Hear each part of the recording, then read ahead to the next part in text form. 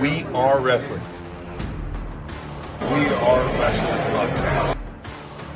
They give a shout out to We Are Wrestling on YouTube.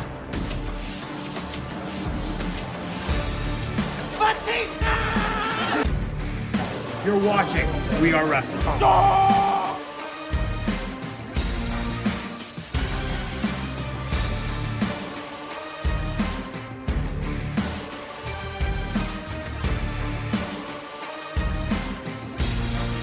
I'm the host with the most. You are by far the least intelligent. What's going on, everybody? Danny Huckins here, man. 1/3 of We Are Wrestling. What's going on? We are Wrestling Maniacs Worldwide. Ben here, the third of the talk show. We Are Wrestling Podcast. Make sure to subscribe, baby. We are wrestling. What is up? We are Wrestling Maniacs out there worldwide. I'm the host with the most, the best one, Donnie, here with... What is going on? We are Wrestling Maniacs Worldwide. It is me, the second host of We Are Wrestling Podcast. As you can see, Dan's not here, but the show must go on. So we have a great show for you guys today, but before we get into all those topics, Don, take it away. That's right. We have some pretty interesting topics this week in the wrestling world. Lots of news has been happening all over. We're going to be covering it here on the podcast. But before we do that, if you're not a We Are Wrestling Maniac yet already, and you're not a part of the thousands of subscribers or followers, if you're listening to this, recommend you guys to hit that subscribe button now. Turn on the post notifications. Videos be coming out of nowhere like an RKO. And of course, you already know, the grind is real. I never get tired of that intro. And I never get tired of it either. That's why it's been the same intro for the past 6 months, I believe. It is so hard to fucking, it's so hard to genuinely try to fucking nail that when you're not here. But I try. I try, for sure. At least you try. Danny, on the other hand, he just doesn't try. Which, hey, you get an A for effort. There you go. Thanks, man. So before we dive into the wrestling news for We Are Wrestling Podcast 57, anything you want to talk about from this week? The fact that I'm absolutely wildly surprised that Ali is kind of getting a push, even though I kind of know where this is going. I think that's like my biggest thing is like we're actually getting Ali on screen more, which is great because the dude is criminally underrated. If you've ever seen like his Instagram videos, dude, his training videos are fucking top notch, man. That dude can go. So to see that he's finally kind of getting a push, I mean, it's unfortunate that it's around the time that we're going to Jeddah, Saudi Arabia, but I'm still here for it because Mustafa Ali, again, criminally underrated, and I think he could really do something for the division a little bit. Obviously, we know where this is going because, you know, he's going against Gunther for the fucking Intercontinental title. It would be kind of a shock if Mustafa Ali was the person to throw him off, which I don't see happening considering the dude's like too motivation, happy. Ben. Hey, man, you know, I'm down for any kind of positivity with any fucking superstar that has sufficiently needed a push, but my God, like, I'm glad for it. I am worried at the same time, but it's still nice to see, you know. So I that's probably got to be realistically has to be my highlight, which is probably a hot take. Man, honestly, I'm so happy for Mustafa Ali, especially the fact that WWE added the Cody Rhodes pyros after he won that match. Like, it felt very important, and I really like what WWE's doing here with the draft. You have Raw, you have SmackDown, and you have free agents. And honestly, like, Ali being a free agent, that's a great way to continue to push him by having him, you know, get these wins and, you know, being positive. Elias is also, you know, doing really well with it because he, you know, during the Raw talk after the draft, he mentioned to Rick Boogs that he's an attraction, so he could be on both Raw and SmackDown. So I'm really liking the way that they're doing this draft, having the free agents. I think it definitely adds something to it. Paul Heyman's visitor pass, I know a lot of people are laughing about that, including myself. thought it was like a hall pass, but Visitor's honestly, pass. I kind of like that little touch that they added to that because it made sense. It does, because especially since the Usos are on Raw and you got Solo and fucking Roman on SmackDown. Nope, right? Usos are on SmackDown with them. Oh, they got drafted back to SmackDown? Yeah, but I think Heyman was trying to handle some business, trying to, make sure Sammy and Kevin get screwed. Gotcha. All right, so yeah, it kind of goes into the storyline. Yeah, so definitely before we dive into the topics, if you guys have not checked out the Create a Pro Wrestling vlog where I gave MJF a present, recommend you guys to check that out. It is up on the We Are Wrestling YouTube channel. Yeah, what buddy. an adventure that was last weekend, Ben. Hell fucking yeah. You want to talk about it for a little bit? Hey, let's talk about it for a little Fuck bit. yeah, man. All the How time was it? tonight, baby. How was it, man? How was that experience, and having MJF actually like see you and genuinely recognize you? Dude, MJF at this point, man, I'm his friend at this point. Like, it's crazy because, like, earlier this week on the YouTube channel, we posted a video of myself and MJF's, history going all the way back to 2018. And then, with the 2019 signing, writing to Dick on my 8x10. And then, getting to see him in Rhode Island. And he noticed me with, the We Are Wrestling Talk Show shirt. And now, going to Create a Pro Homecoming, his first return in the independent circuit in a few years now. Yeah, it was a surreal moment. And it's crazy because I thought that MJF was going to break that frame and rip that photo, but he actually kept it. I'm very yeah. Even though he Hell made yeah. $50 for him to open the gift, he's a smart businessman. $50 to open it? He did. Did you actually pay him $50? Yes, I did. Oh my god, and did he keep it?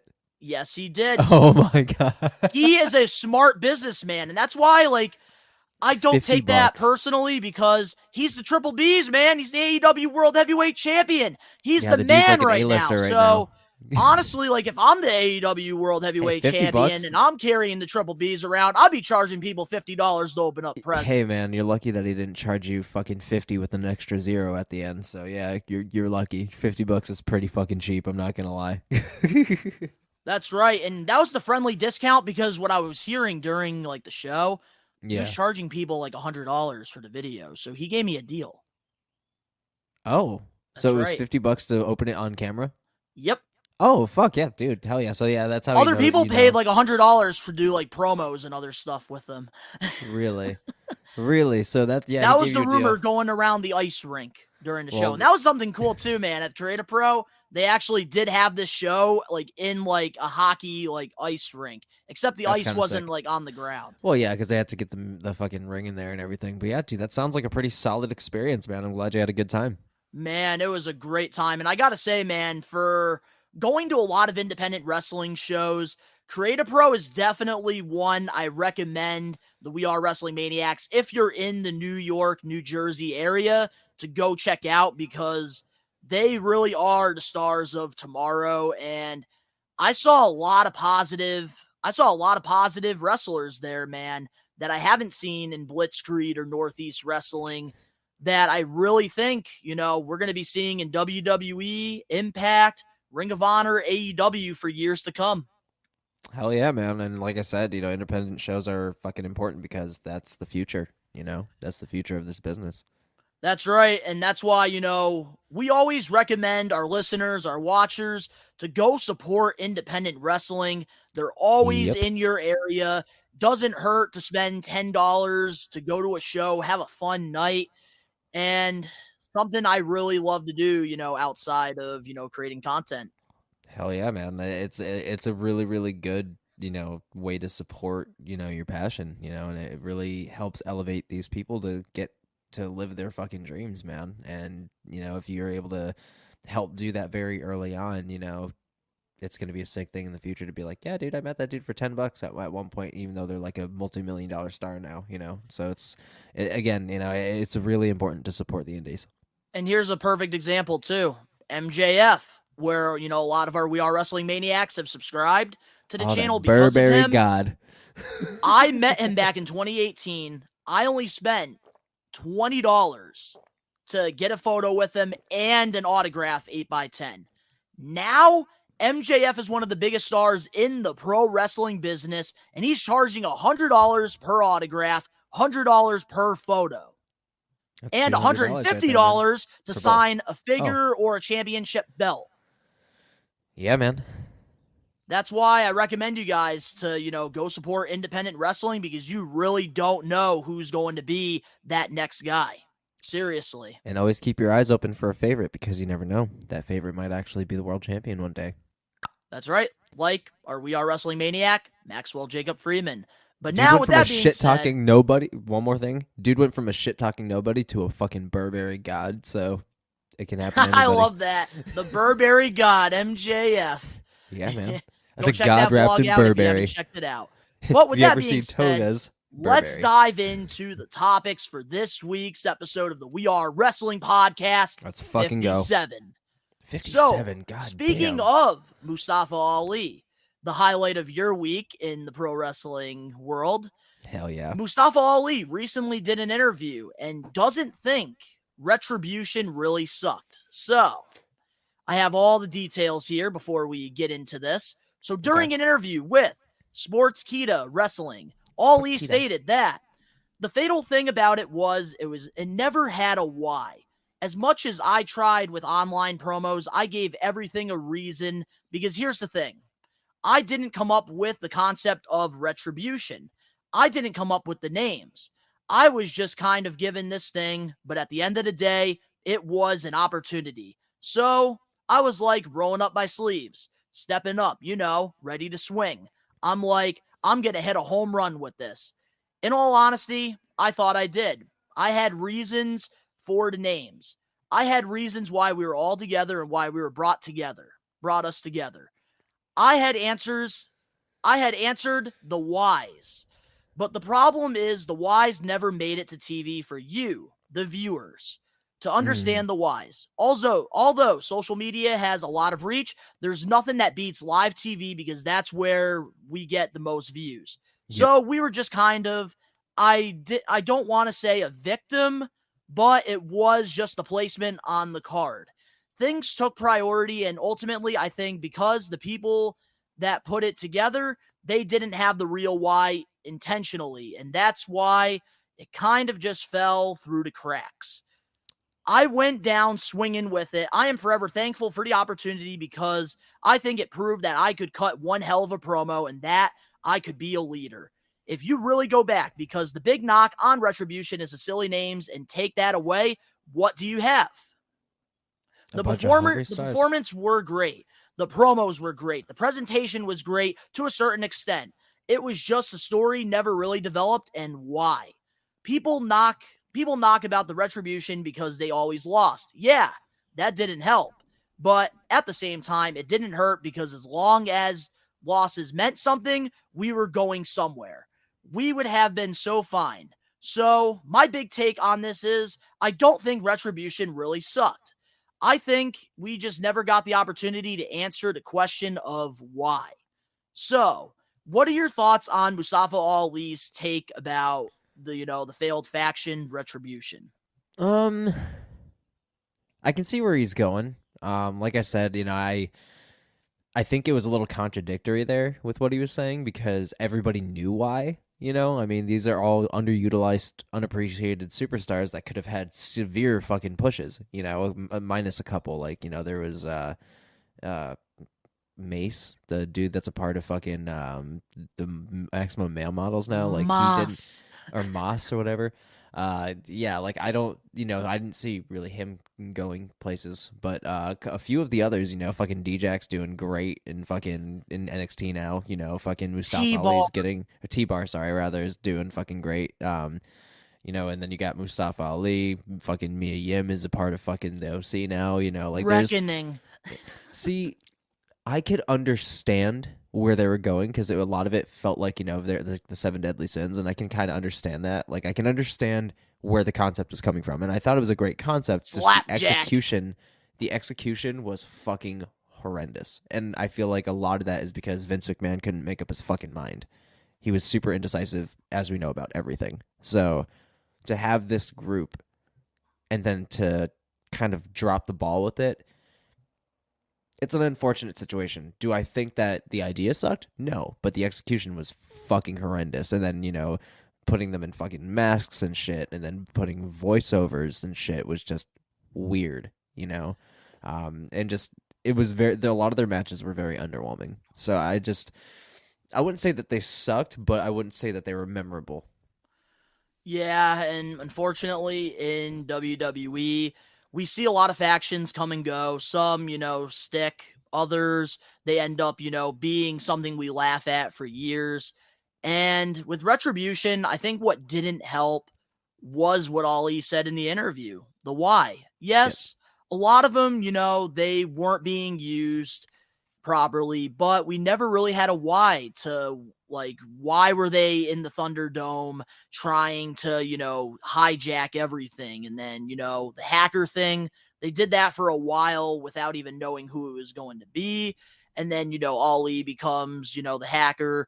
And at first, they did a great job with the reveal of Ali. Oh, yeah. They did a fantastic job. But afterwards, they kind of lost that momentum because if you're a leader of a faction that's, going against WWE, like the Nexus in 2010, they had an opportunity to, really make the Nexus something, but they never really did anything. And a lot of that had to do with the booking decisions of their leader, Wade Barrett. They should have had him win the WWE Championship, and that would have taken Nexus to that next level. They would have been taken more seriously. And with Ali, with Retribution, I'm not saying Ali should have been WWE Champion, but we should have given him the Intercontinental or the United States Championship during this time, because then people would have taken Retribution more seriously. And it didn't help that they were performing in front of, LED screens of people webcamming watching the show. Yeah. It was, like I said, the execution was super poor. They didn't really take time to flesh it out. There was a lot of details there that were missing, like we didn't really get a formation. They were just kind of there, there was no long-term storytelling, and for stables like that, that's something that you want. You want the receipts, you want to show those vignettes. You want to build up each and every single one of these members and make it huge, not just randomly throw them together and be like, this is a new stable and they're dominant. Yeah, and I think it really didn't help either with a lot of the hardcore wrestling fans, because a lot of people didn't really like how Shane Thorne, he was the guy that played Slapjack. They wanted him to be Shane Thorne. Same thing with T-Bar. They wanted him to be Donovan Dijakovic. Same thing with Reckoning. They wanted her to be Mia Yim. Mm-hmm. So there was all those situations there, and I love how Ali, though, is looking at the positive side of things with this, because he definitely took a lot, from this opportunity, because this, put him in a position where, he had to cut promos, he had to be a leader, and he was able to get some of that TV exposure, because we've all known Ali is a fantastic professional wrestler in that ring. We see it on Instagram with all the training videos he does, but he's never really had character and personality until they gave him this opportunity. And now look at what he's doing. Now he's singing Hoobastank covers. Which, by the way, at first I was like, what the fuck are they doing to my boy? And then more and more I watched it, I was just like, you know what? Honestly, this kind of slaps. But I love the positive character they're doing with him. I think if they continue to do it right, he can definitely go somewhere with it. Yeah, man. I think that, he's definitely, a guy that if he can see the sense in it, he's a team player. And, he really is, kind of strutting his stuff a little bit. He's showing us what we can do and showing his range, and a lot of silly characters seem very, silly at first, but it really takes the superstar to rock it and make it cool. And Ali's doing just that. So Exactly, and I think he's really taken a page out of Sami Zayn's book, because we've all known Sami Zayn is one of the best pro wrestlers, but then he, took this whole conspiracy thing and now turned it into this whole, bloodline thing to That's what I'm now saying, being one of the most popular baby faces in WWE. Honestly, that was probably the best thing that you could have used as an example, because Sami Zayn is basically the definition of power of positivity. Like, if you could take anything and rock with it, you're going to eventually get handed a massive opportunity that's going to change your career and the way that people look at you. I mean, look at the fucking dude now. In just a short year and some change, and the dude went from wrestling fucking Johnny Knoxville in a Jackass match to literally being a part of the biggest storyline in professional wrestling right now. That's fucking main nuts. eventing night one. My God, dude, when he fucking did the haluva kick to fucking Roman, I was going to cry. I was like, this is a dude that I could not fucking stand to watch on TV that basically hogged the Intercontinental title back in 2020 and made it worth nothing, to literally winning the hearts and souls of millions of WWE fans around the fucking world, and he is one of the biggest faces in the fucking pro wrestling industry today. So exactly. And for me, man, with Ali, I've always respected him a lot, because I did read an article a while back when he was doing the whole Cruiserweight Classic thing that was exclusive to WWE Network. Yes. He was still working as a police officer, and he still managed to, make the time to work with WWE. And then they found out that he was working, the second job on top of doing the Cruiserweight Classic. And then, they ended up signing him and having him be a part of the 205 Live. I'm so glad that he made it to the main roster too, because again, Vince had to have seen something in him to call him up to the main roster. Not only just hire him full time to get out of his police work, but to go from 205 Live, a place that nobody fucking a show nobody watches. A lot of people didn't really make it out of there, actually, too. Brian Kendrick barely made it out of there, and then got fired. Cedric Alexander's still sitting in fucking catering 3 years later. With Shelton. See, I feel like both of those are... Oh, shit. Oh, my God. Fucking Mike. Retribution's taking over the podcast. Yeah, I guess somebody didn't like what I had to say there for a second. But no, I feel like that's hellaciously criminal for both of those individuals, because, Shelton Benjamin was at one point the longest reigning Intercontinental Champion. And then you got Cedric Alexander, who is one of the most talented individuals that has ever graced a fucking ring. His promo skills are kind of whack, but his in-ring ability is fucking great. They need to get the Hurt business back together.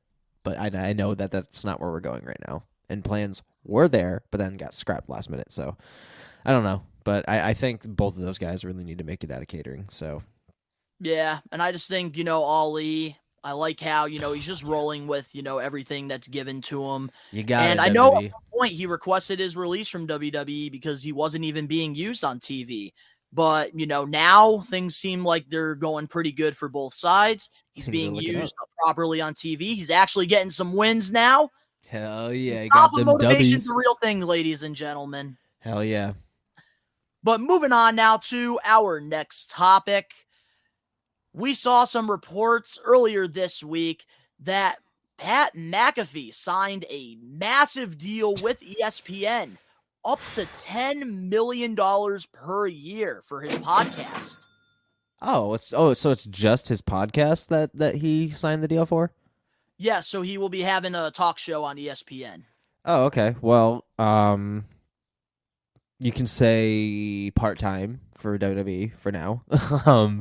I don't see him stepping back into the commentating role for a while, especially with this new deal. I think that Pat McAfee is a jewel of the fucking earth that we need to protect at all costs. I honestly think that's great. I would rather, as much as I think he's if not one of the best, minus Michael Cole, JR, and Larry, fucking Jerry Lawler, rather. Sorry, Jerry Lawler. Sorry. Larry! You called him Larry! That's CM Punk's dog. My brain is fucking fried still. I'm sorry to get off topic. So, CM Punk's dog, Larry? Yeah. I showed my fiance a picture of Larry. Yeah, he's haunting looking. Yeah, that's what she he's said. a little fucking fur goblin. But yeah, no, Fucking hilarious. you know, he's one of the greatest fucking commentators of all time. However, with this super part-time schedule, I see him only commentating a select few shows like WrestleMania, maybe the Royal Rumble, SummerSlam, stuff like that. But more so, I see him coming back in for in-ring shit. Like, he comes back to commentate, something happens, he's in a match for a fucking massive pay-per-view. And I think that that's how it's going to go for a while. That's just the way I see it, especially with this new deal, how he can make the most money. And I think that that's the same way he can utilize both companies, especially if he's still under contract with WWE, which I'm not sure if he is or not. So, you know, as a sports fan, I do follow, you know, the NFL, the NBA. I follow, you know, regular sports outside of pro wrestling. And Pat McAfee has made a lot of noise since, you know, retiring as, you know, a kicker in the NFL.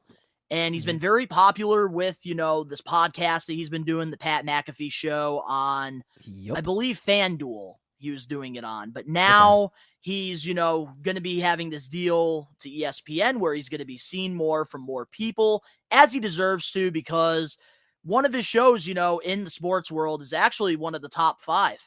Like, a lot of people, you know, go to the Pat McAfee Show to get their sources and get their details for things that are happening. A lot of, you know, Aaron Rodgers, the Green Bay Packers, you know, Hall of Fame quarterback. He ended up going to another team, right? Yep, he ended up going to another team, and all of this news came out because of his interview with Pat McAfee on, you know, FanDuel.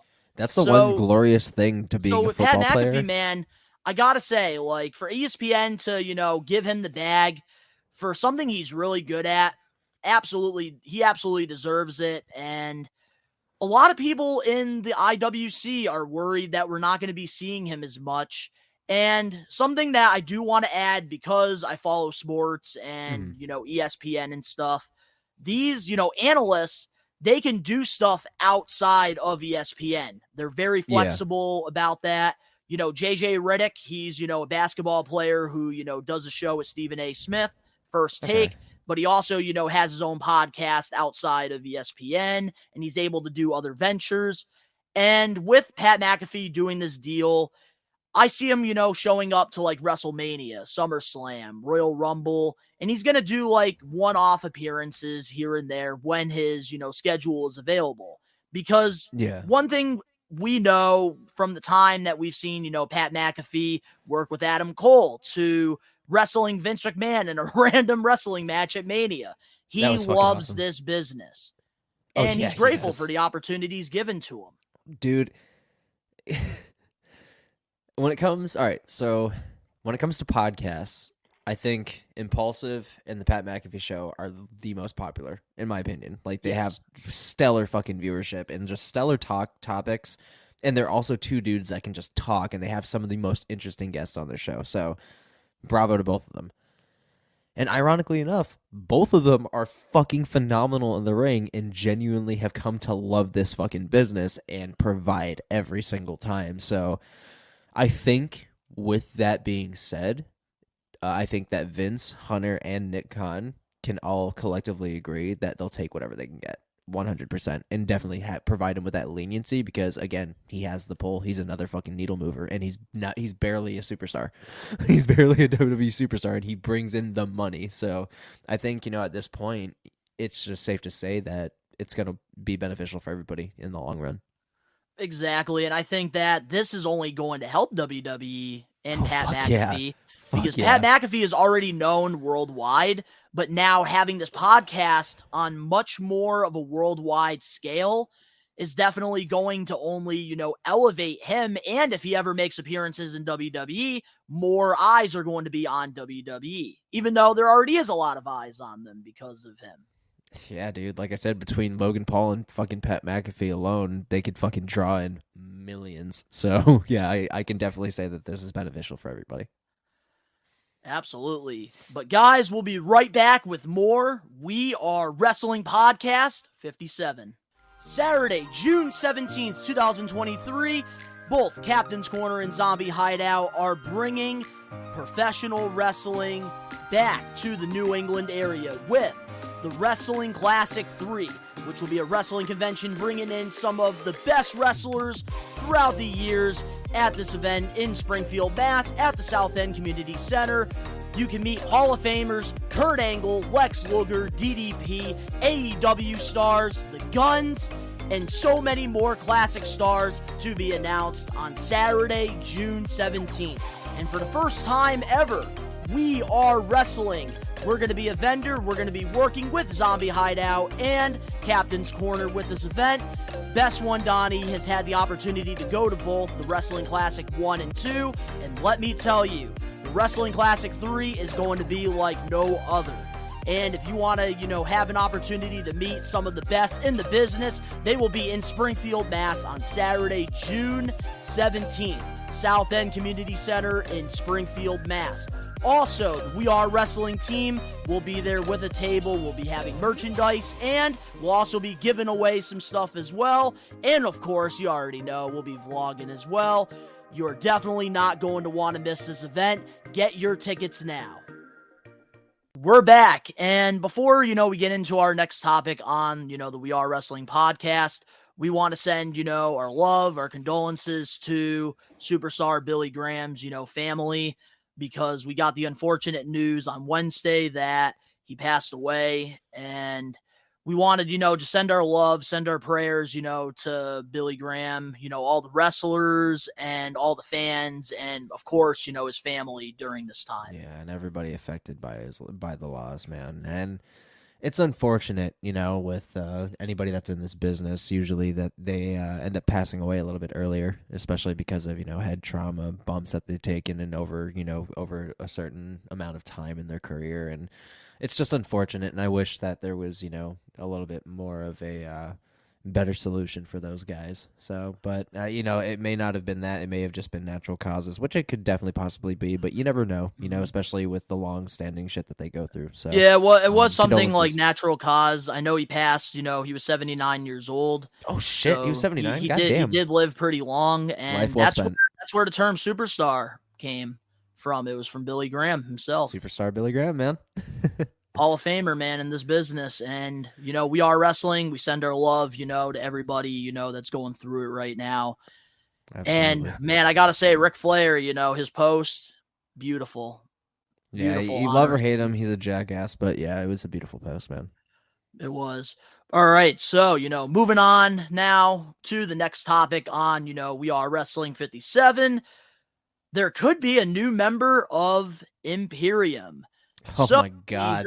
We heard this past week that WWE is going to be pushing Gunther as one of the top heels on Monday Night Raw moving forward. Yeah. And the insider Twitter account at Boozer Wrestling, who has been very accurate with WWE scoops, dropped an interesting nugget of information on plans to add a new member to the group. Boozer stated that Ilya Dragunov, you piece of shit. Can you say that name again, please, for me? Ilya Dragunov has been eyed to join Imperium later. There's no time frame yet. Do you think that Dragunov would be a great move for Imperium? Yeah, honestly, yeah, and it's honestly kind of a good thing that they were to do that, because that makes it for an interesting storyline further down the line. Because if you guys know, Ilya Dragunov is the person that threw off Gunther from the fucking NXT UK title in general. He's the one that took it before Gunther eventually moved to the main NXT brand. So I'm excited because he was one of my draft picks too. With Walter and Gunther in WWE NXT, he's only lost less than the fingers on my hands. And one of them was Ilya.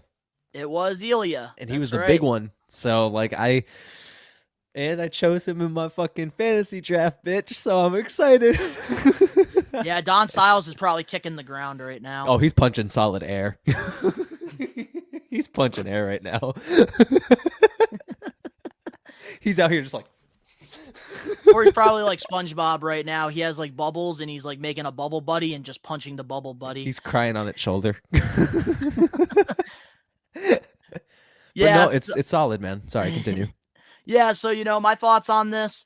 This would be a great move to add him, in Imperium, because with NXT and, the main roster, the crowds are different. NXT, you have more of a hardcore wrestling fan base who, like, you know, follows these guys' careers before they sign with WWE. And, you know, with the main roster, it's more casual fans. And a lot of the times we see, you know, these guys that get called up from NXT get no reactions, and they're not really, you know, popular with the WWE universe. And I think if you're going to throw, what's his name again? I have trouble pronouncing it. Ilya Dragunov. I just learned how to say Kaiser's name now. So Ludwig Kaiser. It's going to take me a little bit to, you know, get this name. I'm just going to call him Dragon. All right. Dragon, is that okay? gotcha. Yeah, do I get the okay for that? Yeah, I mean, that's fine. All right. So Dragon. Okay. Yeah, I think that the best way to get him on Monday Night Raw would be putting him in a group like Imperium, because he has the same, you know, wrestling style. He has, you know, the look to be a part of Imperium. And Absolutely. just like you said, later on down the line, when Gunther becomes World Heavyweight Champion, you can have this guy win a Royal Rumble or something, and you could do something similar to like Batista, where, you know, he turned on Triple H, wrestled him at Mania for the title. And this, I'm talking years down the line, not WrestleMania 40 or 41, years down the line. And I think that they definitely shouldn't rush this. They definitely need to make this a process, just like Solo Sikoa, you know, turning on Roman. We need to be very patient with that. Isn't that set up for like SummerSlam or with this something? stuff, you can make or break a superstar. Isn't Roman and Solo, like, off topic, but isn't it Roman and Solo for like SummerSlam or Survivor Series or some shit like that? No. Or like next year, there's probably. no news yet on Solo versus Roman. It's just confirmed that it's going to happen at some point. It right? will at some point, and they need to be very patient, because if there's one thing that the Bloodline storyline has taught us during this time is timing is everything. Sami Zayn is now, you know, been freaking launched like a freaking rocket to the moon. Yeah. Because they waited. And that's what I really hope here with Dragunov. They wait for him to turn on Gunther, or Gunther turns on him, and there you go. You have a bigger payoff. Yeah, you know, with fucking Solo and Roman, I think they're already starting to get that track moving because they're putting them together right now. And Roman is beating on Solo's brothers currently. Like, yeah, does he agree at the moment? Yes. But eventually the Usos are going to convince him, yeah, he's fucked. You don't want that. And they're going to clash. I'm just waiting for friggin' Roman to turn on the Usos. That's what I'm waiting for right now. He already is. He already is. Like, we're already starting it. But yes, I know they are, but like, I'm waiting for when they actually turn on them, which I feel like is going to be Night of Champions somehow, some way. I think that's when the Usos are going to turn on Roman. I think that he's going to get a dual super kick, and I think Solo's going to get involved too. Not with Roman, but against the Usos. But as far as Ilya Dragunov and, you know, Gunther and everything and Imperium, it's a solid move. You know, they really need to simmer it, put it on low for now, wait for a slow boil. Once it starts, the bubbles start popping, fucking cash in right there. I would say give it maybe a year, like, you know, a year to build up the story, you know, to build up a solid foundation, maybe a tag title reign for Imperium, and kind of see where it goes from there. You know, it's a smart move. I think it's good for history, and, you know, when history repeats itself, it's not a bad thing if it's done on a larger scale the second time. And like you said, if Gunther wins the world title, and if there's ever going to be an evolution type of turn, it's that. And I think Ilya is going to turn. And I want to know, do you think that Ilya, can he succeed on his own without Imperium if he debuts on the main roster as a singles competitor? Yeah, I do. I do think that he could carry his own. Like, I could see a really good program between him and Seth Rollins. I could see a good program between him and Damian Priest. I could see a good program between him and even a smaller guy, Johnny Gargano. You know, like, I can see some really good matches out of Ilya Dragunov, because you don't go to the main roster known as the guy that threw off the literal in-ring general and not succeed. You are the guy that ended his massive fucking reign. So, yeah, he's the only one that has been able to lace his boots next to Gunther. So, yeah, 100%. I think he could definitely thrive. My only concern, if they did, you know, not have him a part of Imperium, is one of those NXT call-ups that he's a great wrestler, but they have nothing for him. And I think That's where I get worried about, with Ilya. Dude, you have every right to be worried when it comes to a superstar to, getting lost under the fold. But I think Ilya is one of those people that I think will thrive, especially under the wing of Triple H, because of the history that was made in fucking the UK. So I don't think he's going to be seen as a small player whatsoever. I think he's super technical. I think he can take on just about almost anybody, and really put on a good match. Like him and Cody would put on a fucking fantastic match. Yeah, so I will say one thing though. The crowd reaction for his main event match against Dolph Ziggler, that did really show me a lot of, promise there. Hey man, I will say the Dolph Ziggler is also Dolph Ziggler could also wrestle a bag of fucking manure and make it look like $1 million. So like I can genuinely buy that 100. And Ilya, again, if you've ever seen, I don't know if you took the time to watch the match between him and Gunther where Ilya eventually won. It was a fantastic fucking classic. And with those kind of accolades, I think even Vince McMahon would be senile to not push him. So 100%, I could see him taking the Intercontinental eventually. I could see him taking the US eventually. Tag team titles are kind of like a dime a dozen, but singles titles are where it's at. And I think that starting him off on a prestigious title would be good.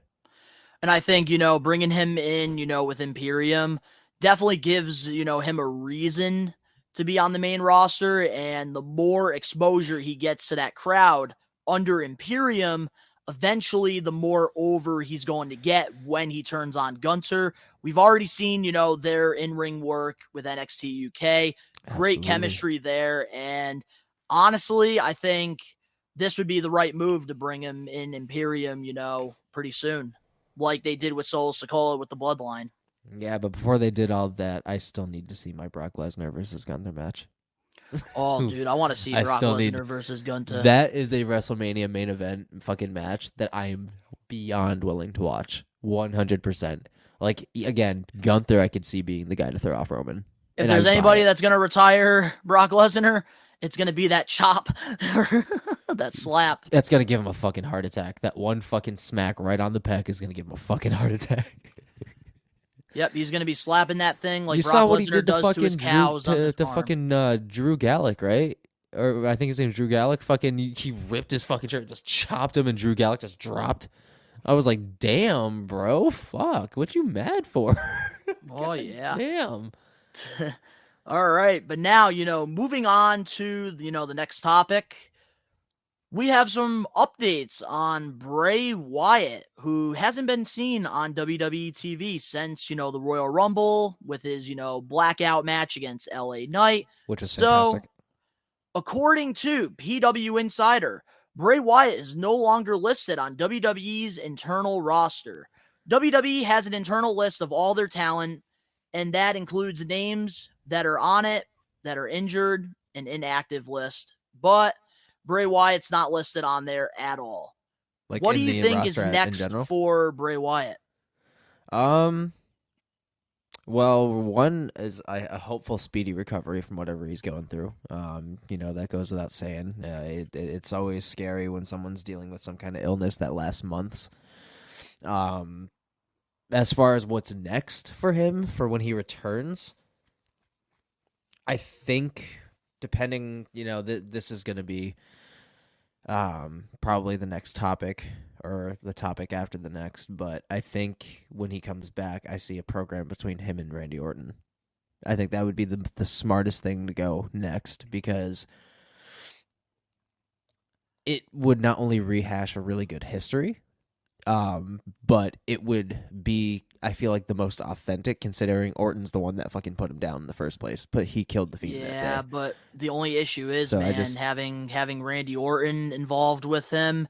We already know Randy Orton wasn't happy working with the Fiend. He did, come out and say that. 100%, because there's nothing that the Fiend could have done for anybody else. The Fiend was strictly for the Fiend. It didn't add anything to anybody's career unless he beat him, and I don't know. What's next? Probably some more of the Wyatt Six stuff. Like, we're gonna need to get some answers going, because now we've pushed this farther because of his illness, which isn't, again, in his control. But there's got to be kind of some kind of tie up there. You know, we got to clean that story up, and then we got to kind of go on from there. Like, I feel like his future right now is unknown because he was only there for so long. You know, like he was only around for so long. So it's kind of hard to tell what's next. Yeah, it was a very, short run so far with his second run in WWE. His first run was great, though. He only wrestled one match on WWE TV. Yeah, and honestly, it was phenomenal. Like, I had no idea how it was going to turn out, but my God, dude, that match was a lot more captivating than I'd like to admit. Like, he made that match amazing. Like, it had his name written all over it, and to have LA Knight be his opponent, couldn't have asked anything better. Here's where, I have the unpopular opinion here, and I feel like I've always had an unpopular opinion when it comes to Bray Wyatt in WWE, because I've always loved his work. He was always one of my favorite guys. I loved the Eater of Worlds. That was my favorite Bray Wyatt. And I'm just going to say this. Bray Wyatt will never get to where he was unless he goes back to Eater of Worlds. And he said that's dead now, too, because that's tied directly to Brody Lee, right? Mm-hmm. Because of the Wyatt family. So here's my issue now with Bray Wyatt. I feel like it's always been a WWE Bray Wyatt situation where I feel like now WWE has dug themselves in a hole yet again with Bray Wyatt. They put him in a corner, and it's like the only thing Bray Wyatt can do nowadays is cinematic matches. And I feel like that's not what he needs to do in order to get back to that top level. Yeah, he needs to be in the ring having regular matches with people. And I think that's my problem with it. And I think that eventually that's going to be a thing. I think that they're going to. We didn't see Undertaker doing these, blackout matches and, having, red Hell in the Cells and crap. See, no, we didn't. However, times are different now. Times are different now. Technology is different, but they are building him to be the next Undertaker. And if anybody's going to be the next Undertaker, it's him. Like obviously there's going to be no Undertaker. There is nobody as big. But if there is going to be somebody that could fill those shoes, it's him, because even the Undertaker himself gave him that approval. So exactly.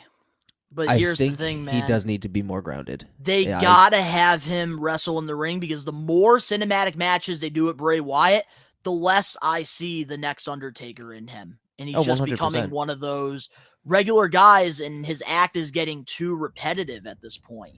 It's like a kid trying to eat broccoli for the first time. They don't want to eat it. And I feel like when it comes down to the whole, cinematic matches, don't get me wrong, some of them I enjoy personally, but when you're doing it over and over and over again, and you're not even putting Bray Wyatt in regular matches, it gets repetitive, and I'm already sick of it. Leave the cinematic matches for WrestleMania. 100%. No, not WrestleMania. See, WrestleMania seems like the best place because that's the largest scale that you're going to get in professional wrestling. And if they want to do something that's more of a performance and more of a huge deal, it would be WrestleMania. 100%. Yeah, but if you're going to do I don't know. I feel like he just doesn't need cinematic matches to get to that next level. I think it's holding him back. It kind of is, and like you said, it is getting a little bit more annoying, but I do think and agree that it needs to be a lot more grounded again. There's 100 different ideas I'm sure you, me, and Danny can come up with and, push Bray Wyatt the right way, where fans would be happy and WWE would be happy. Because every time with Bray Wyatt and WWE, we've already seen the track record. Bray Wyatt, Eater of Worlds. Very over, very popular, but WWE was not giving him those important wins. Then with The Fiend in WWE made this character because the fans were complaining about Bray Wyatt not winning so much. So they tried making Bray Wyatt, this indestructible monster where it took friggin' 20 curb stomps to beat him and, try to make him unbeatable. And then you have him, get squashed to Goldberg. And then he goes, coming back, doing all these friggin' QR code riddles and stuff. Okay, it was a little clever. I'll give them that. But then you don't have the guy wrestle for I think like 4 months before, he goes into Rumble. See, That's this is my what issue. I would do. This is what I would do with Bray Wyatt, especially to tease his comeback. MJF If you want wrestled cinematic more shit, than him. if you want to really flesh him out, and if cinematics really has to be his thing, do it for his promos, do it for his vignettes, but his matches, grounded matches. You can have a need to have cinematic. normal matches in the ring, no You lights. can have a changing. cinematic fucking entrance, but the match itself needs to be grounded. The moment those lights go on, he turns into a normal human being, just like The Undertaker. The Undertaker's you. entrance was fucking cinematic, but the moment he turned those lights on, he became a wrestling machine. That's what they need to do if you want to flesh out another Undertaker. And I am with you 100% on that. That's my issue with Bray Wyatt. He can have the cool, sick cinematic entrances. Even his promos are and vignettes. fantastic. But in the ring, he needs to just be another human being like The Undertaker. Exactly. There we go. He can be the supernatural entity as long as he doesn't even have to be at the show. His promos and his broadcast can be backstage or at home. Cinematic as fuck, dark, he's talking, the light shining down on his face, he's doing his shit. The moment he makes his entrance and gets to the ring, lights on. Boom. And there you go. You can have great matches and, be known as one of the best. And even if it's not all the time, and if it's every once in a while, as long as it's a regular match, I could go for like 10 matches a year, and I'd be fine. I would be fine, as long as they are regular matches. Even if it's high stakes. Like, you can have Hell in the matches. Cells, you can have steel cages and stuff, but not cinematic matches. Put the fucking lights on so I can see everything. In the ring. And I'm glad that, I'm glad we didn't get that blackout match at Survivor Series, because we wouldn't have been able to see anything, probably, if we were watching it live. I feel bad for any fan beating off in the crowd, because they're going to see that shit in the blackout. Yeah. But guys, we'll be right back with more We Are Wrestling 57. One thing We Are Wrestling recommends you to do is support your local independent promotions. They are the stars of tomorrow. And you never know, sometimes when you go to these shows that might only have 10 to 30 people, you could be seeing the next future WWE champion, maybe even the next AEW star. And through the years, I've always been a huge advocate to supporting independent wrestling. And you can't go wrong. It's a cheap night out, you get a good time with the family, and you get to watch some good old wrestling. Independent wrestling, that's where usually a young professional wrestler starts their career. And having these opportunities to perform in front of crowds is a great way to get exposure to where they will eventually be on your television screen watching them every week. We recommend you guys to support indie wrestling. We're back, and normally every week on the We Are Wrestling podcast, we like to pick one random YouTube comment on We Are Wrestling Comment of the Week. And this here was during a match that I uploaded to the We Are Wrestling channel. MJF returns at Creative Pro. He wrestles this indie guy, Leo Sparrow, and this user at Fitzgerald434 commented. And this is the most liked comment, so I figured we would showcase this as the comment of the week. I love how AEW lets their wrestlers work indie shows.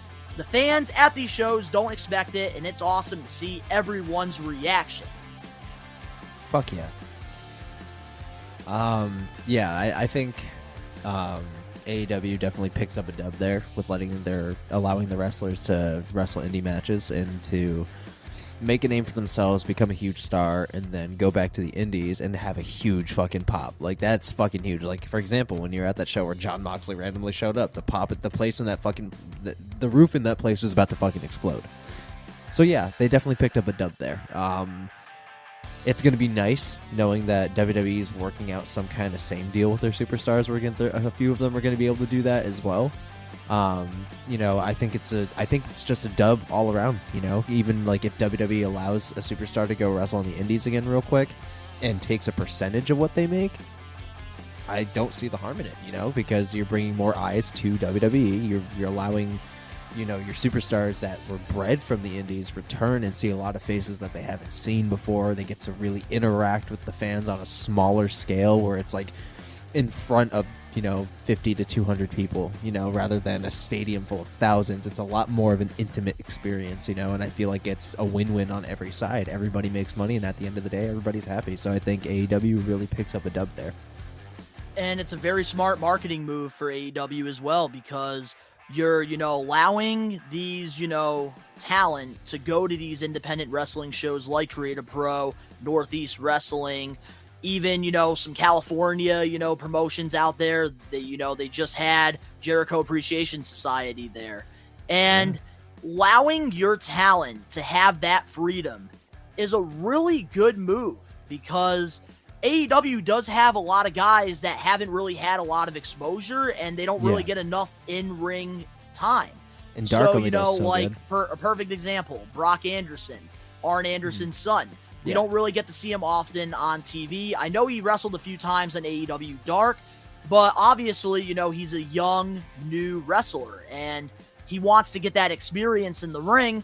And the best way to get that experience in the ring is wrestling an independent wrestling show, because you're not being seen on television. You're able to work on, you know, the issues that you're having and, you know, become a better performer. And this really does help a lot of the independent talent as well, because a guy like Leo Smerrill, I've heard nothing but great things about him. I've started to do my research on him after his match with MJF, and honestly, like, having a guy that an independent promotion is very high on going against, you know, a guy that's already established, who's, you know, the world champion, that is a great way to get the independent wrestler to be better, too. Yeah. You know, and like I said, you know, AEW picks up a massive dub because they let literally anybody go back to the indies. I mean, MJF was literally just at Creative Pro, and that's literally their world champion. He is literally the face of the company right now. And they let him just do his thing. You know, he got to go back after a few years to something that molded him. So, you know, I think that's such a huge, massive opportunity for any wrestling promotion. So the fact that, you know, AEW is really capitalizing on it, and they're making the profit for it, you know? So I think it's smart because, like you said, it gives a very new superstar a chance to really improve on their craft. And that is the most important thing out of anything, because you don't have to worry about, like, oh, I'm going to fuck up on TV. It's like, nope, I got the cows for this. Let's go, you know? And it's fucking awesome. And that's what I think even major promotion needs to do, including WWE, because NXT can only do so much. The Performance Center can only do so much. You need the hands-on fucking experience. And the most important thing is they're learning. And that, you know, can really do something for, you know, a professional wrestler. And it's smart that AEW allows their guys to not only, you know, do these wrestling matches and go to these independent wrestling shows, it's also smart that they allow them to go to these Comic-Cons and, you know, meet and greets, because that's a great way to not only, you know, give them more money in their pockets, these wrestlers, but also it's a great way to advertise All Elite Wrestling. So if you go to an independent show, you see Jeff and Matt Hardy. And obviously, a lot of people know them from WWE. But then when you go to meet them, it's like, you're probably wondering, what's Jeff, what's Matt doing right now? And it's cool because they're, you know, going to these, you know, stores, they're doing these meet and greets, they're going to these independent wrestling shows, and they're able to advertise AEW. And it's pretty much like a free advertisement for them, so that you get more viewers tuned in to TBS and TNT to watch them. And I think WWE, they're doing it slowly with Fitterman Sports. They're having, you know, some, you know, WWE superstars go to these, you know, meet and greets. I know the big event in New York, I went there back in March, met Cody Rhodes, met Edge, met Charlotte Flair, and, you know, Fitterman Sports brought them in. And they're slowly doing it, but I feel like WWE should be, you know, capitalizing on, you know, the independent circuit, having, you know, these guys, they don't have to wrestle, but having fans meet them, that's a great way to, you know, give them that one-on-one experience, and that could really put one of your baby faces over. There you go. But yeah, so congratulations to Fitzgerald 434 on the comment of the week. Definitely the comment of the week because we actually went on to a fucking discussion about it. So, yeah, solid comment, man. Absolutely. So, moving on now to our next topic. Speaking of AEW and some drama. I'll let you take this one. Like, I'll give you what I can, but I'll let you take this one because I don't have a lot of a background on it. So, Ace Steel has been rehired by AEW several months ago, and some of the casuals that are, tuning in, listening, or watching the podcast are probably wondering, who the fuck is Ace Steel? Well, Ace Steel is one of CM Punk's best friends, and he actually got fired after the all-out, media scrum thing because he ended up biting Kenny Omega's arm, like Larry would do to somebody. Can you imagine going from, being known as CM Punk's best friend and kind of like, advocate to being known as the guy that bit Kenny Omega and got fired for it? Well, Ace Steel, he got fired because of it. And according to Nick Hausman of House of Wrestling reports that AEW rehired Steel several months ago, but has not been actively working while backstage at the shows. While he was rehired, Steel was told that he would work with AEW president Tony Khan on creative in some capacity. The idea was for him to work remotely because he may upset some talent, Kenny Omega in particular, should he be backstage at shows. But now here's the question I have for you, Ben. What's up? Do you think it's a good move for AEW to keep Ace Steel? Because he was one of the guys that got really, got a lot of backlash for the whole media scrum thing for biting Kenny My God Omega. If they want CM Punk back, then yes, this is a good idea. But if you are a fan of AEW, I can understand the disdain. So, yeah, you just kind of got to go with what means the more and what's going to make you the most money. And right now, I think having him back and having, CM Punk back, if you really want CM Punk back, who is a needle mover, you're going to hire Ace Steel back. Basically, because I guarantee that was one of the fucking many things that CM Punk probably required to come back was having Ace Steel there for his comfort. So, yeah, I think probably that's help probably with his creativity too. Yeah, that's what I'm saying. Like it's for his comfort and creativity. So, they both at least have a friend there. So, that's basically the way I see it. Yeah, so, my thoughts on the whole Ace Steel being, rehired by AEW. I think that there's two ways to look at this, like you were saying. One of them, this could be a good move because, of course, CM Punk, he still draws money. He still puts asses in seats. Absolutely. And, he is one of, the top guys in AEW, despite all the drama that has happened within the past year. He still draws money. And Ace Steel, that is somebody CM Punk trusts. And especially with what happened with, the EVPs and CM Punk, his, trust bubble is probably a lot smaller now. And if CM Punk is going to go back, in the ocean with the sharks, he probably wants Ace Steel to go in there so that he can bite somebody back. You son of a bitch. That was a perfect fucking time to take the opportunity to take it. But then there's the other side to things where Ace Steel, he was, a big, piece in all of this, drama with CM Punk and the whole all-out media scrum. He even showed up on TV a few times before their match, with CM Punk versus Moxley. They had Ace Steel be on TV for a little bit, and a lot of us, including myself, I was like, who the fuck is Ace Steel? Well, and the guy I guess that he was Kenny like a former Omega. Ring of Honor wrestler, and that's how, CM Punk and him, they became best friends. Yeah. And, I always say this about Ace Steel. That's CM Punk's second best friend, because his best friend was always Colt Cabana. I was about to say that. So Ace Scott Steel Coulson. is pretty much the fake best friend, I guess. Scott Colton. But with Ace Steel, man, I think that as long as we keep his teeth away from the performers and the superstars and Tony Khan and the EVPs, I think everything's going to be okay. Kenny Omega should start wearing around a fucking shirt that says no teeth, please. Yeah, so I think the only way that we're going to be able to keep him away from, biting the other wrestlers is putting a muzzle on him when he's backstage at the shows. A legitimate mouthpiece.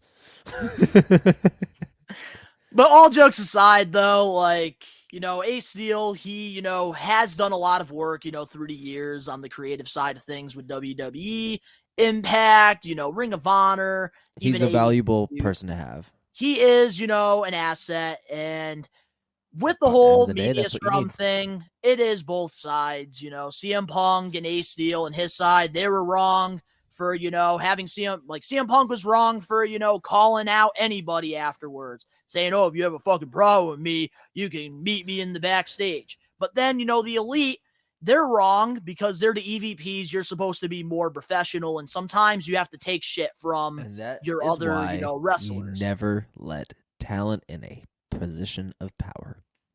Well, one thing we did learn through all this, though, is the Elite, they do not have any creative control. Good. They just, help with the morals and stuff with the wrestlers. And that's why they're in that position. Which that's some good news to hear, at least, because some of us, thought that they were doing things like on the creative side, and at least they're not friggin' pushing themselves and not trying to push people, because a lot of people in a power of position, Eric Bischoff, he was in, a power of position in WCW, and he pushed his boys. He pushed the NWO so much that WWF ended up beating them and buying them out. But yeah, so just as long as he's not biting any performers, I think everything's going to be okay. But moving on now to the last topic before we get into the main event of We Are Wrestling 57. We have some news on Randy Orton. So WWE actually just posted this about an hour ago before we, started taping this podcast. Randy Orton will be appearing on Monday Night Raw. And there's also some sad news as well that came out earlier this week, which was the topic before, the whole Raw thing. So Randy Orton might be retiring soon. So Sportskeeda, Bill caught up with WWE Hall of Famer Bob Orton, who's Randy Orton's father, at the 80s Wrestling Con.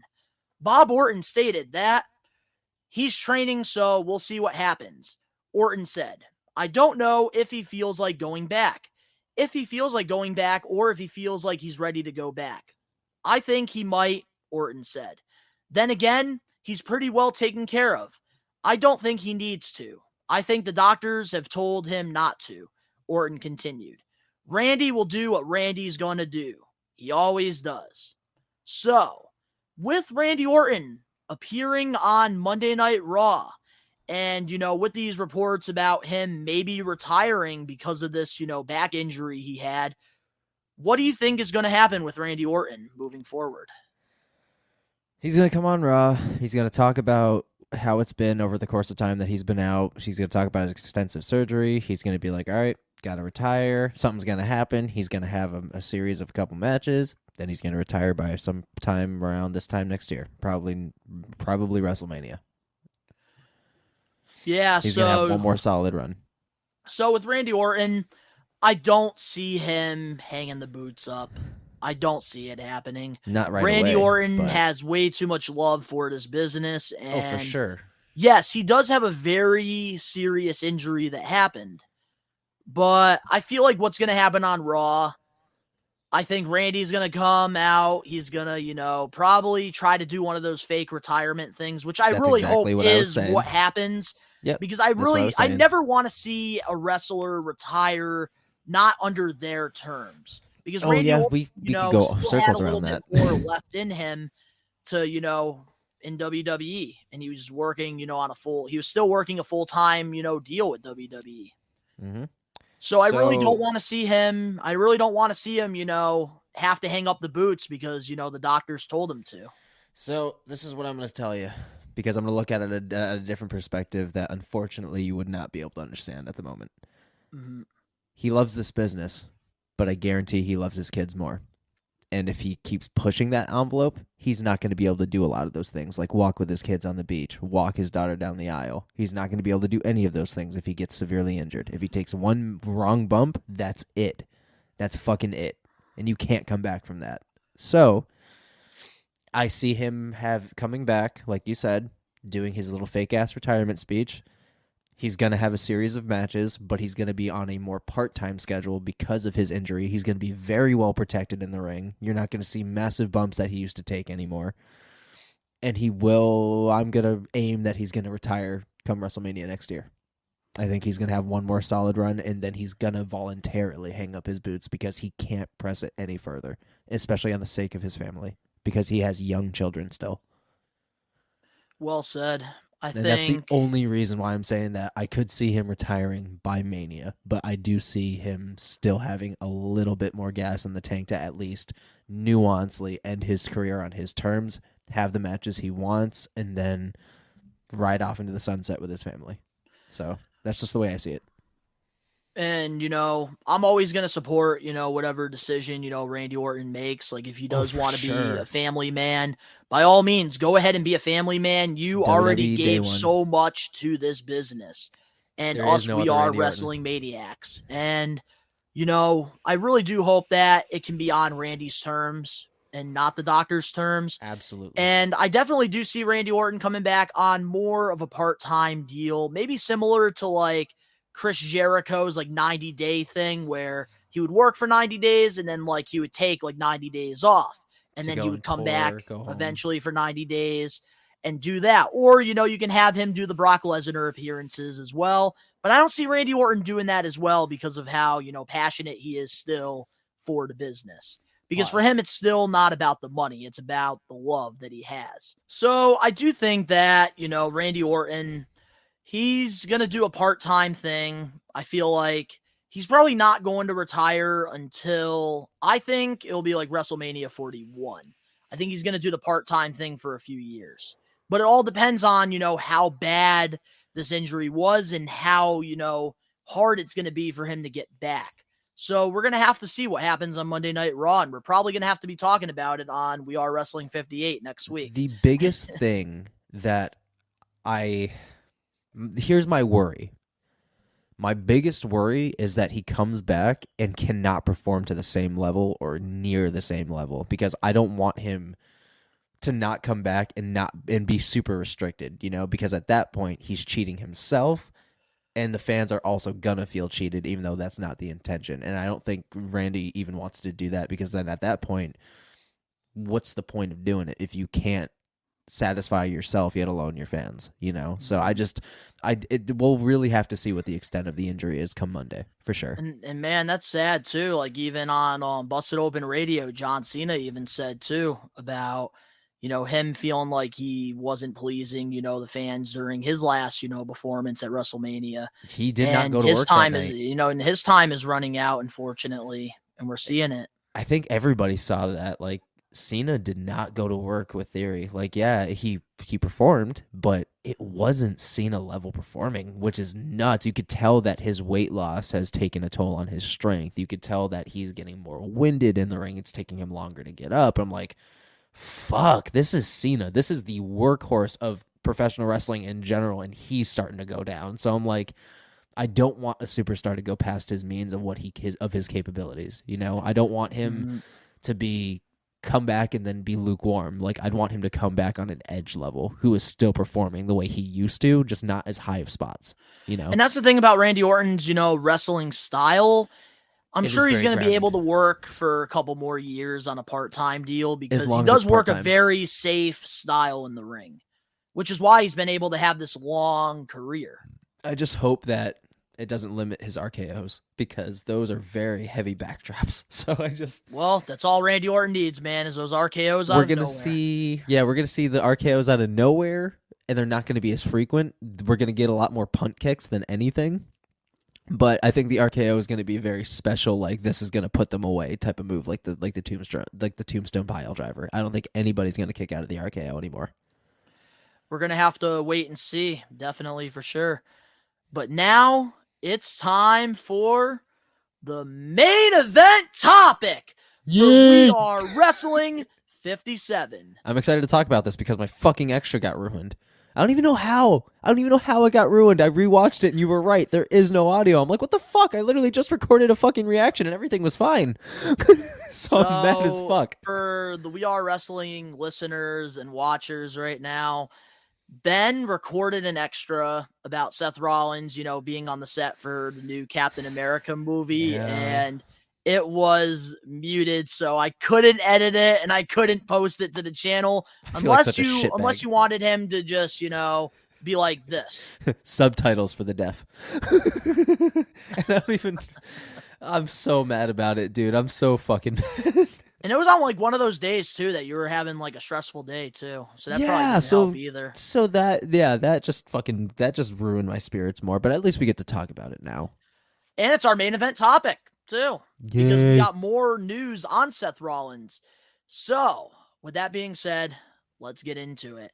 Seth Rollins has been casted for the new Captain America movie. We saw him on set earlier this week. Ben was supposed to do an extra, but he ended up, failing because he had his mic muted while he was talking. But that's okay. Which I don't understand. But there are reports that WWE might be hesitant when it comes to putting the new World Heavyweight Championship on him. Since, he got this big role in this Captain America movie, they're worried that, Hollywood could be giving Seth Rollins more opportunities, like Roman Reigns is set to do pretty soon. There's going to be a Should fucking WWE be concerned? Okay, so I feel like with all their superstars eventually going to fucking Hollywood, there's gonna be like a contract now, be like, all right, listen, if you sign with us, you cannot go to fucking Hollywood. No Hollywood, no OnlyFans. So anything that makes you a shit ton of money that we can't pay, you can't do. No Twitch. Hey, no, you can do Twitch now. They allowed it. Xavier Woods, no controller. No more up, down, down, down, bitch. It's just gonna be down. No video games past 7:00. That's not good shit. But all right. So as far as them being concerned about him, no being workout WWE, videos for Sheamus. that Celtic Warrior workouts, nah, canceled. No, but as far as Seth Rollins being World Heavyweight Champion and them being concerned, I don't know what the concern is, considering he's done filming. So I don't see, and I also don't see him being a recurring role either, because the Serpent Society is very much a Captain America thing, and Captain America is only going to happen every few fucking years. I mean, the last Captain America movie we got before this was 2016, and that was Civil War, and this is the fourth movie finally, and it's 2024 by the time that comes out. So I think, as long as he doesn't pick up any other fucking roles, he'll be fine. But as far as like his role in Captain America 4, I think not only is he done filming, but it's not a substantial role. Like, it's just for that movie particularly, they're focusing on that particular group. Serpent Society is basically kind of aligned with Hydra, which is like the big fucking enemy to Captain America, which was ran by the Red Skull. But I don't see it being a huge issue. I think that they're anticipating it to be a huge issue because I think they might be anticipating Seth going to more Hollywood shit, because I'm assuming Seth probably talked about how good of a time he fucking had and probably said, I want to do this again. And that will be cause of concern for everybody. Sorry. But yeah, no, I think he's going to be phenomenal because obviously we can see what he can do on the mic. He's one of the best on the best fucking persona characters. He can play characters like it's nothing. So I think he'll be fine there. But to cause concern for him being world champion, I don't think that's necessary. I don't think that it should be that worrisome, considering, again, it wasn't that huge of a role, but he is going to have some screen time for sure. So I think that WWE, these reports are coming out because they want to try to swerve the fans and thinking that AJ Styles has a chance of winning this match, even though, come on now, like realistically, we all know Seth freaking Rollins is going to be the first world heavyweight champion.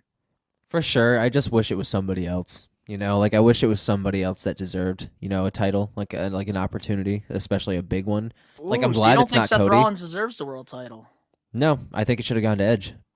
And it's not even just my bias, it should have gone to Edge. Edge never lost that title, and two, his time's running out too. And if there's any way to end it, do it the same way, but have him lose it on his terms, putting over someone he wants to put over.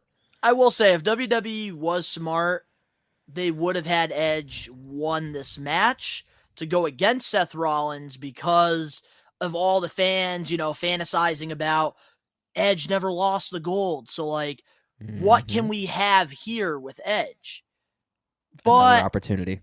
And it could have gone both ways, because then you wouldn't be in a situation where you would have to guess, you would actually have to guess who's going to win, Edge or Seth Rollins, because both guys have, those reasons to be world champion. Because here's the thing. Seth could win it, which I think he's gonna. And they could set up Edge versus Seth Rollins because they still haven't fucking feuded yet, that I remember. Don't think they have. When the fuck did they feud? God, he's been back for a while. I think in 2021. For what? I don't know. I know Seth Rollins went into Edge's house. Oh, yeah, that's right, because he called FTR. That's right. He called FTR. I remember. Okay. No, that was Randy that went into his... Oh, no, it was Seth. It was Seth, because Edge was the... Oh, yeah. Oh, fuck. Yeah, you're right. Okay.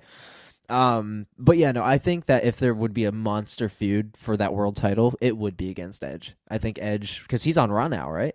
He's on SmackDown. He's on SmackDown. That's where they would have to figure out how are you going to get Edge to go to that brand. It's either Money in the Bank or Royal Rumble. Unless they only do one Money in the Bank contract.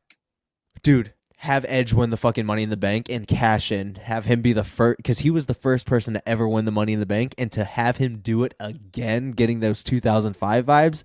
Yes, absolutely. Even if he cashes in, wins, and then loses it shortly after, I would still be happy with that with my head held high. 100%. I think before Edge retires, he'll probably get the title.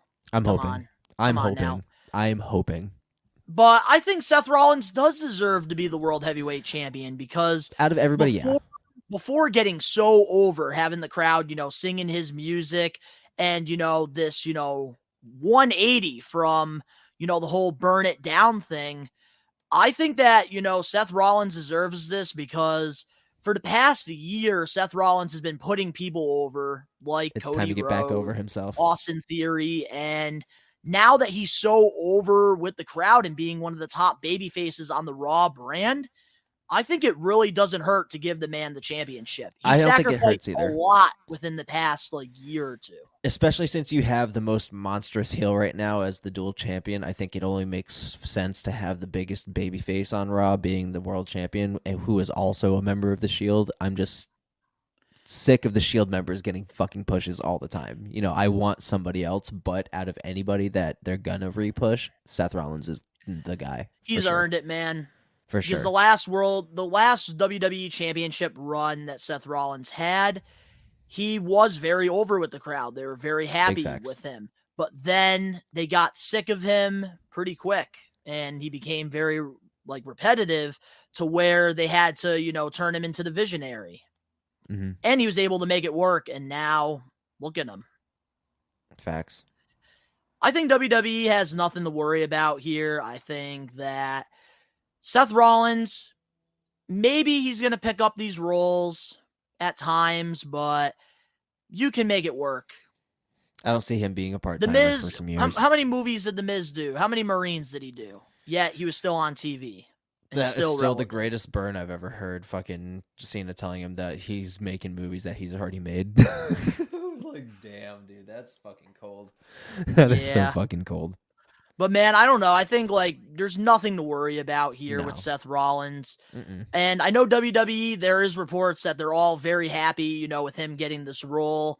No, and sure. Seth Rollins has already proven multiple times that he is a WWE guy. And especially right now, he knows he is, very over with the crowd. He knows that he's very, hot right now. Mm-hmm. And I don't see him, picking up these roles until his, career.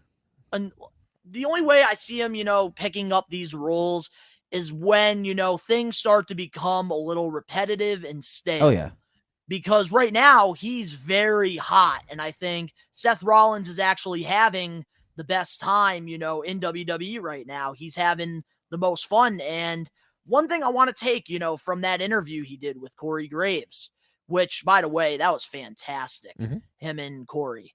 I loved how Seth Rollins mentioned this. He said during this interview that before WWE was pushing him to the crowd, but now the crowd wants him to be that guy. Yep. And it's genuine. It's real. And Seth Rollins is, having the most fun in his career right now. And I think that he would be the perfect, first world heavyweight champion. So I'm going to end my thoughts on this with, I don't see Seth ever going part-time until more stars are made. And that's a couple of years down the road. And he's already still super young still. So he's got plenty of gas in the tank. I think he Randy Orton are going to also be a part of the whole Undertaker thing where they were a WWE day one, from the start to finish. So I don't see him slowing down anytime soon. I think he's still going to be going, and he definitely deserves this opportunity for sure. It's been since 2019 since he was world champion. It's time. And here's how I'm going to leave this off as well. I think that I understand the worries because we've seen, The Rock go to Hollywood. We've seen John Cena go to Hollywood. And that's the thing that makes it scary, the whole Hollywood thing. It's John Cena, because with that feud with The Rock, he called out The Rock for going to Hollywood and, not being there for the universe. But now John Cena, understands where The Rock was coming from because his career was starting to wind down. So he went down the Hollywood route. Batista. And he's older.